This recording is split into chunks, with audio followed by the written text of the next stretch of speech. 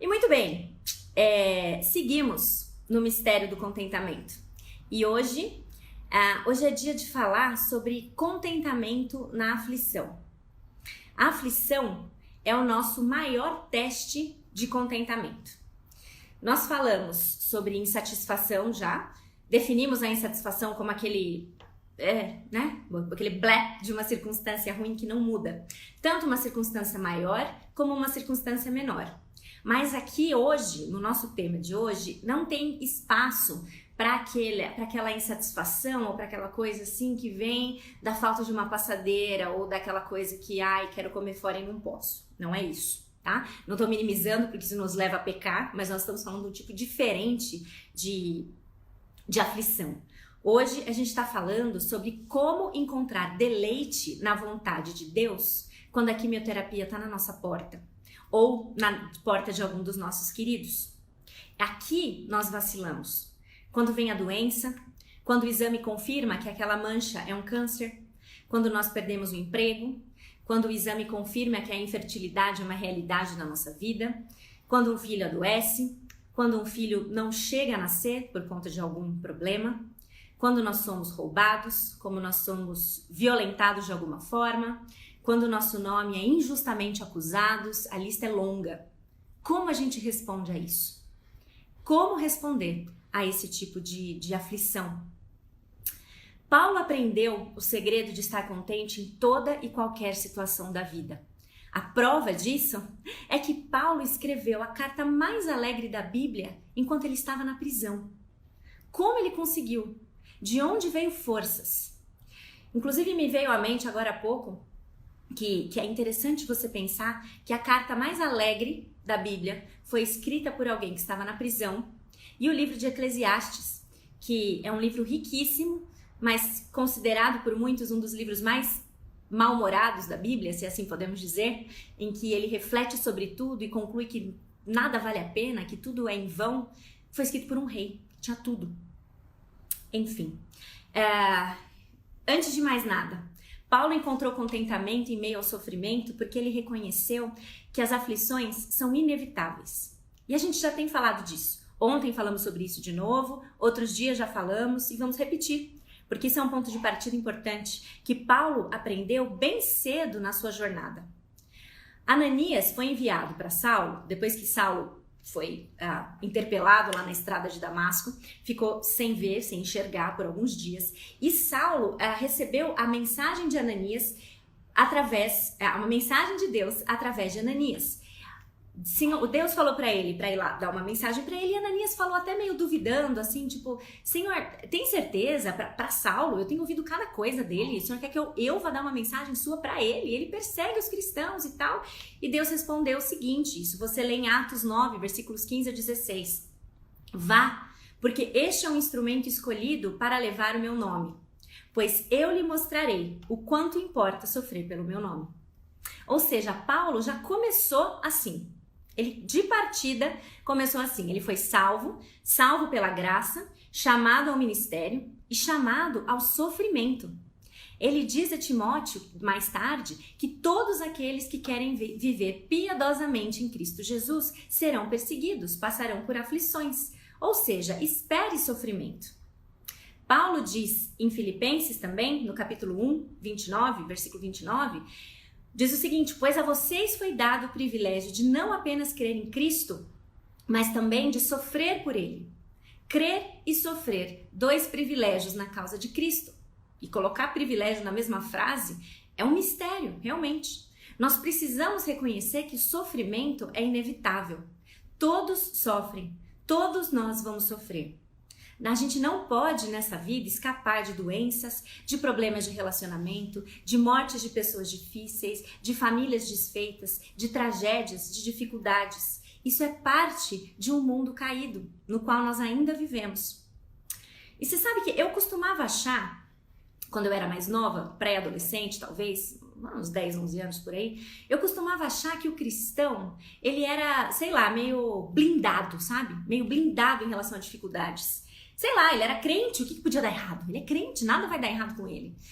Tropeça aqui, cai acolá, de novo levanta e começa a cantar, né? Aquela musiquinha. Eu achava mesmo, até o dia em que eu sentei super animada, lá na Estância Palavra da Vida, para assistir o teatro que todo mundo falava tanto, que era tão famoso e que, uau, saí impactado. E a peça se chamava Pontes de Sangue. Se você sabe de qual peça eu tô falando, você já tá assim, ih, coitada. Eu nunca sequer desconfiei do que esse nome significava, inclusive por conta da minha idade. Então eu sentei super animada para assistir, falei, hoje finalmente vai dar certo, eu vou assistir a tão famosa peça. Na época eu ainda não era enfermeira, né? Nem sonhava em ser enfermeira, então nem cheguei a interpretar que ponte de sangue pudesse ser uma ponte de safena, alguma coisa assim, nada, não tinha ideia do que era. Enfim, fui lá, sentei, assisti, tudo lindo, tudo indo, muito legal, muito bom. Olha que bacana, os missionários estão lá, indo para o Equador, falar com a tribo dos Aucas, e Deus abençoe, vai dar tudo certo. Olha, graças a Deus o evangelho se expandindo, e de repente, logo na chegada, é muito na chegada, acho que é isso que choca mesmo, eles são assassinados. Os missionários são assassinados, os missionários que chegaram lá foram assassinados. E aí eu falei, o que está acontecendo aqui? Não, acho que não morreu. Peraí, não morreu. Morreram. E aquilo foi um baque pra mim. Um baque do qual eu não me esqueço, porque foi quando acho que virou a chave, sabe? Virou a chave de que nós cristãos e que qualquer pessoa nesse mundo não está isento de aflições, de sofrimento, mesmo quando estão levando o evangelho ou pregando ou vivendo de acordo com a vontade de Deus. E acho que talvez seja por isso, inclusive, que receber esse livro essa semana foi tão significativo para mim, me deixou tão impactada. Porque a Elizabeth Elliot é a esposa de um deles, do Jim Elliot, que morreu ali na chegada de falar do evangelho naquela tribo, naquela aldeia, no Equador. E ela escreveu esse livro chamado O Sofrimento Nunca é em Vão. Eu ainda não li, porque afinal ele chegou aqui anteontem. Ganhei de uma amiga anteontem. Mas assim, quem já leu falou que eu de fato preciso ler, e por ser dela, eu já automaticamente estou querendo indicar esse livro para vocês, porque só pela contracapa já dá para sentir o que tá aqui dentro, e eu vou ler a contracapa dele para vocês. Elizabeth Elliot: tempos difíceis chegam para todos. Momentos de dor e aflição têm o potencial de devastar e destruir a nossa vida, ou de ser o caminho para a gratidão e a alegria. Elizabeth Elliot conhecia bem o sofrimento.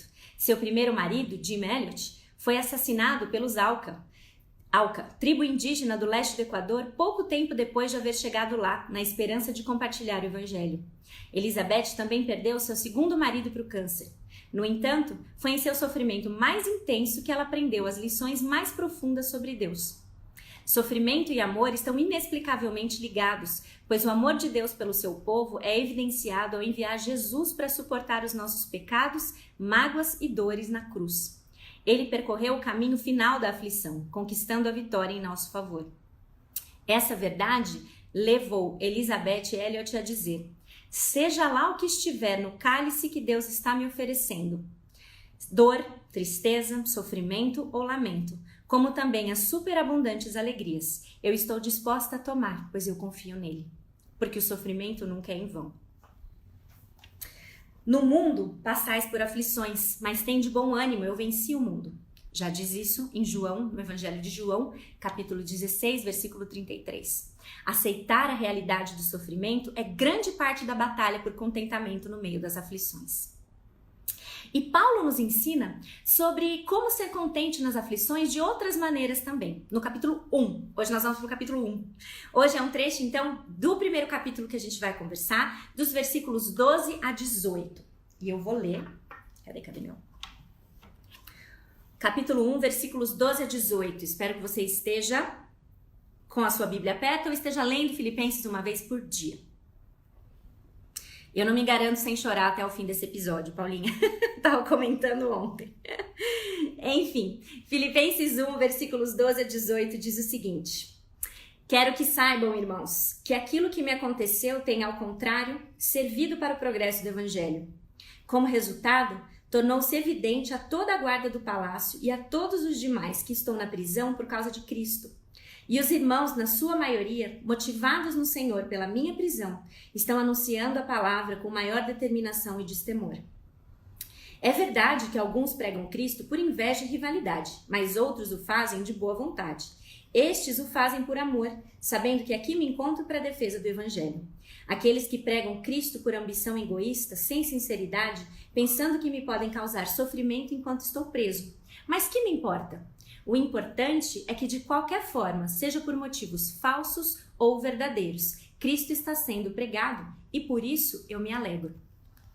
O que nós podemos aprender com essa passagem, com esse trecho? Você vai ver que no capítulo do livro são 4 lições, mas por conta do tempo e por conta de algumas inserções que eu fiz, por exemplo, essa da Elisabeth Elliot e mais algumas, aí a gente vai passar por 3 nessa passagem, tá? O que a gente aprende aqui então? Primeira coisa, assim como Elisabeth Elliot no seu livro, Paulo nos ensina que nós encontramos contentamento na aflição quando nós reconhecemos que Deus está trabalhando nas nossas dificuldades. Paulo fala de cara que o fato dele estar preso tem servido para avançar a proclamação do Evangelho. Você que já leu Filipenses 1 várias vezes a essas alturas, já entendeu que com a prisão de Paulo, não só foi possível falar de Cristo para a guarda do palácio inteira, que de outra forma dificilmente ouviria ou teria acesso, como também porque Paulo foi preso, outras pessoas se animaram para pregar sem medo. Então, ele enxergava que aquela aflição que ele passava estava trazendo oportunidade de pregar o evangelho e etc. Então, deixa eu dizer só uma coisa logo de cara aqui, que o ponto não é que nós saímos, então, em busca de dificuldades, ou que o cristão, então, festeja no meio das provações. Não é isso. Cristianismo não é masoquismo. Nós sofremos, é duro, dói, é árduo para nós. Mas, quando nós somos afligidos, nós podemos reconhecer a mão de Deus agindo. E aí nós percebemos as suas misericórdias em meio ao sofrimento. Nós devemos, então, reconhecer as aflições como misericórdias de Deus. E isso envolve desenvolver uma coisa que a gente já tem falado aqui, que é uma noção da soberania de Deus em todas as coisas. Reconhecendo que Ele faz tudo para a sua glória e para o nosso bem espiritual. Para o nosso bem espiritual. Nós sofremos? Sim. Nós sofremos porque homens nos assolam. E sofremos, mas nós também sofremos porque o Deus soberano permite. Isso pode ser muito difícil de entender. Por que Deus permite sofrimentos tão horrendos nesse mundo caído? José, por exemplo, vendido pelos irmãos que o odiavam, maltratado, jogado no poço, vendido como escravo, maltratado lá, preso injustamente, mesmo não aprovando mais tarde, quando era governador lá do Egito, primeiro-ministro, não sei, mesmo não aprovando as ações dos seus irmãos, contra ele inclusive, ele via a mão de Deus no controle de tudo e atuando, tanto que ele é capaz de dizer, intentastes o mal contra mim, porém Deus o tornou em bem. Além do exemplo de José, para a gente seguir a linha da Elisabeth Elliot, eu vi que o pessoal já se resolveu aí, mas tinham pedido para eu colocar a capa do livro de novo. Elisabeth Elliot, O Sofrimento Nunca é em Vão, publicado pela editora Fiel. O que você talvez não saiba, se você está conhecendo ela agora, é que além dela ter escrito um livro e desenvolvido um ministério incrivelmente produtivo para a glória de Deus em função, mesmo depois desse incidente, o marido dela foi morto quando ele tinha 29 anos. Poucos anos mais tarde, ela voltou para essa tribo que matou o seu marido e outros 4 missionários. Ela voltou para lá com a sua filha pequena e ela trabalhou fazendo evangelismo nessa aldeia por cerca de 2 anos. E algumas semanas atrás, talvez você tenha recebido a mesma coisa que eu, a notícia de que o índio que matou esses índios, o índio que matou esses missionários, morreu acho que semana passada ou retrasada. E ele se converteu através do ministério dela. Isso é incrível demais. São coisas que a gente não consegue entender. O que Deus faz no meio do sofrimento. Hoje, esse índio, Jim Elliot e todos os outros que ele assassinou estão juntos no céu para a glória de Deus. Como que a gente entende isso? Como que a gente não se maravilha diante disso? Nós podemos perceber as misericórdias de Deus em meio ao sofrimento. Esse é o primeiro ponto. Como eu disse, Paulinha, não ia ser fácil. O segundo ponto é: nós encontramos contentamento como resultado de nós agirmos da maneira como Deus espera, mesmo em meio ao sofrimento. Olha o versículo 13, diz o seguinte, que a gente sintetiza da seguinte forma: como resultado, tornou-se evidente a toda a guarda do palácio e a todos os demais que estou preso por causa de Cristo. Como que isso ficou evidente? Como que ficou evidente lá no palácio que Paulo era cristão? Porque ele estava falando, ele estava preso e falando. Paulo, que buscava conhecer a Cristo, como a gente viu ontem, além de buscar conhecer a Cristo, buscava fazê-lo conhecido. Ele continuou fazendo o que ele fazia antes de ser preso. Ele continuou pregando lá dentro, mesmo em meio à aflição. Paulo podia muito bem ter pensado: bom, estou fazendo a minha parte, estou preso, quando eu sair daqui eu volto. Mas ele não fez isso. Ele não deu uma pausa, ele não deu um stand-by no meio do sofrimento. Quando a circunstância mudar, eu volto a fazer o que eu fazia antes, mas agora não. Ele continuou fazendo o que ele deveria fazer, mesmo estando preso. Ele agiu como ele deveria agir, mesmo no meio da aflição. Quando esse isolamento acabar, aí eu volto a fazer o que eu fazia antes. Quando a doença passar, aí eu faço o que eu fazia antes. A gente coloca a nossa vida em espera muitas vezes, como se isso fosse possível. Como se fosse possível a gente colocar a vida em stand-by e quando as aflições passarem a gente volta a ser cristão, volta a fazer o que a gente fazia antes. Não é possível, não é. E o segredo do contentamento é a gente enxergar isso e mesmo no meio das aflições e do sofrimento, fazer aquilo que Deus nos chama para fazer. Enfim, isso me faz lembrar também do texto de Jeremias 29. Jeremias 29, quando a gente pensa em Jeremias 29, normalmente a gente vai direto lá para o versículo 11, porque o versículo 11 ele enche o nosso coração de alegria, porque ele fala: sou eu que sei os planos que eu tenho para vocês, diz o Senhor, planos de te dar esperança e um futuro, planos de fazer o bem e não o mal. E de fato esse é um versículo extremamente confortante para nós, mas antes do versículo 11 vem o versículo de 1 a 10. E o versículo de 1 a 10 é uma carta que foi enviada pelo profeta Jeremias lá para os exilados, mostrando para eles o que eles deveriam fazer enquanto eles estavam exilados numa outra terra, vivendo em terra estranha e numa situação de completa incerteza. Quando isso vai acabar? Quanto tempo eu vou ficar aqui? Leia lá depois. Jeremias 29, de 1 a 11. Não leia só o 11 nem de 1 a 10. O contexto inteiro é de 1 a 11. E o que essa carta diz? Essa carta diz o seguinte: olha, enquanto você estiver aí, faz o seguinte: compra uma terra, planta uma terra, colha dessa terra, venda os seus bens, deem seus filhos e filhas em casamento, faça a terra em que você está prosperar. Porque quando der a hora, eu vou tirar vocês daí. Porque eu é que sei os planos que eu tenho para você, não o Senhor. Ou seja, enquanto você está aí nessa incerteza, sabe o que você faz? Faça o que você tem que fazer. Faça o que você sempre soube que você tem que fazer, porque na hora certa eu vou tirar você daí, porque sou eu que sei os planos que eu tenho para você. Não fique em stand-by. Não existe stand-by na vida cristã, não tem piques na nossa vida real. Enquanto nós estamos no meio das aflições, nós sabemos o que nós devemos fazer. Nós devemos cumprir a vontade de Deus. E Ele, que sabe os planos e sabe melhor do que ninguém que tem para nós, vai nos tirar da circunstância que for na hora em que Ele achar que Ele tem que tirar. Talvez você esteja passando por uma aflição ou por uma situação em que você realmente não gostaria de estar. Como responder? Fazendo o que Deus espera. Não tem nada errado em querer que as circunstâncias mudem. Não tem nada errado em a gente orar por isso, e a gente já falou disso aqui. Mas nós precisamos buscar como podemos servir a Cristo onde nós estamos agora. Isso é muito diferente do pensamento do homem pecador, porque o coração pecaminoso quer ser colocado numa situação em que ele possa ficar contente. Mas o cristão que busca o contentamento e a santificação, ele diz: Senhor, me ajuda a ficar contente nessa situação e a cumprir a minha responsabilidade nela. O nosso foco precisa ser o que Deus nos chamou para fazer naquele momento, naquela situação. Segundo ponto. O terceiro ponto é o seguinte: nós encontramos contentamento quando buscamos o bem dos outros no meio da nossa aflição. Sim, o contentamento vem de tirar os olhos de nós mesmos em meio às dificuldades e buscar a glória de Deus visando o bem do outro. Paulo deixa claro que o objetivo dessa carta aos filipenses tão afetuosa é animá-los, animar os filipenses. Paulo na prisão, pregando o evangelho lá dentro, preocupado com quem estava fora, buscando animar quem estava fora. A paixão de Paulo era pela glória de Cristo e pelo bem espiritual daqueles que estavam sob seu cuidado. Isso não é normal, gente. Isso não é normal. Paulo aprendeu o segredo de viver contente em qualquer situação.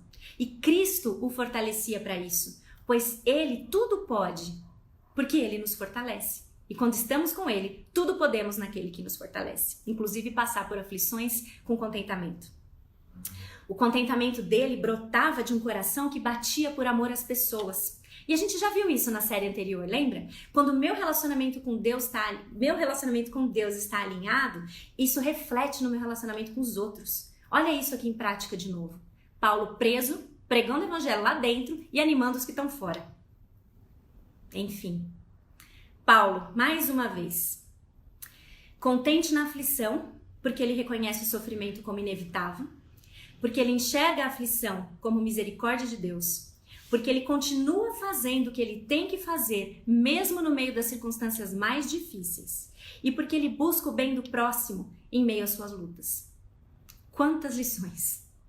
Quantas lições! Para encontrarmos contentamento no sofrimento, nós precisamos reconhecer e trazer ativamente na nossa memória a bondade de Deus no meio da nossa aflição. Deus é um pai amoroso, um pai que se importa com seus filhos. Ele é soberano e é ele que sabe os planos que ele tem para nós. Planos de nos dar esperança e um futuro, de nos fazer bem e não o mal. Quando ele vai nos tirar dessa aflição? Eu não sei.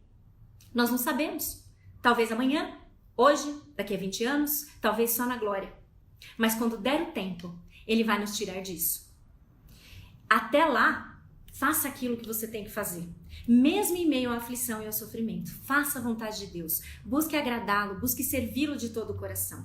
E ele vai operar em tudo para o nosso bem maior. Qual é o nosso bem maior? Nos transformar e nos conformar à imagem do seu Filho. Contentamento, então, não significa que nós enfrentamos uma vida sem dor, mas sim que em meio à nossa aflição, nós somos capazes de encontrar paz no controle soberano de Deus, nos conformando e conformando a nossa vontade à vontade de Deus. Não teria outro jeito, acho, de terminar que não fosse recitando algo conhecido de vocês. Se paz a mais doce me deres gozar, se dor a mais forte eu sofrer, seja o que for, Deus nos faz saber que é possível ser feliz com Jesus. Embora nos assalte o cruel Satanás e nos ataque com todo tipo de tentações, nós podemos ter certeza, apesar das aflições, que nós podemos ser felizes com Jesus. O nosso triste pecado, por nosso Salvador, foi pago de um modo total. Valeu-me o Senhor, ó mercê sem igual. Nós somos felizes, graças podemos dar a Jesus. E a vinda nós ansiamos do nosso Salvador. Em breve ele virá nos buscar e vai nos levar ao céu, onde vamos para sempre morar, com os remidos na luz do Senhor. Contentamento, gente.